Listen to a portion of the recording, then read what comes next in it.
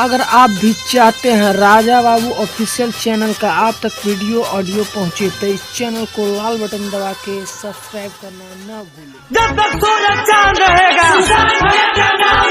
बॉलीवुड शर्म करो। एक बिहारी सौ पे भारी, एक बिहारी सौ पे भारी, बाबू साहेब सिंह जी और तिवारी जता चैलेंज यही रान बदला सदाई के बाबू साहेब सिंह जी और तिवारी जता चैलेंज यही रान बदला सदाई के बचना दम बॉलीवुड के सहान बदला सदाई के ले हमारे राजा पुत के जहान बदला सदाई के आज सारा देशवासियों से हाथ जोड़ के विनती करता हूँ कि सीबीआई जांच करवाना है और सुशांत भैया को न्याय दिलाना है। सिंगर विकास गो जब तक सूरज चांद रहेगा बॉलीवुड शर्म करो। कि सुनले बानी जब से खबर खून खौल टेरे कि सुन सलमान गरम तोरा पपूरा बिहार बाटे रे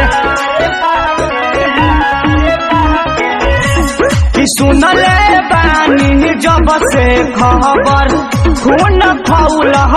टेरे कि सुन सलमान गरम तोरा पपूरा बिहार बाटे रे चौबे शर्मा के सरिया मिसरा गोरता एलान की बदला सधाई के चौबे शर्मा के सरिया मिसरा गोरता एलान की बदला सधाई के बचना दम बॉलीवुड के सहान बदला सधाई के ले हमारे राजा पुत के जहान बदला सदाई के बॉलीवुड शर्म करो। एक बिहारी सौ पे भारी, कि जहाँ लगी सिनेमा के पोस्टर बीच से फाड़ दे कि ताहर फोटो लगा के पुतला में जार दे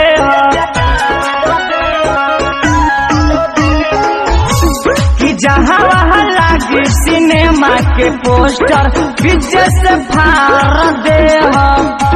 कि ताहर फोटो लगा के पुतला में जार दे